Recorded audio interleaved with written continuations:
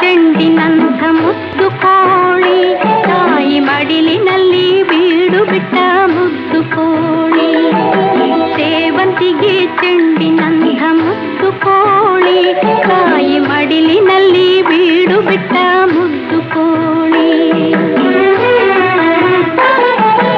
ಅಮ್ಮನಿತ್ತದೆ ಅಮೃತ ಎನ್ನುವ ಕೋಳಿ, ಅಮ್ಮನಿತ್ತದೆ ಅಮೃತ ಎನ್ನುವ ಕೋಳಿ, ಒಳ್ಳೆ ನಲ್ಮೆಯಿಂದ ಬೆಳೆದು ಬಂದ ಮುದ್ದು ಕೋಳಿ.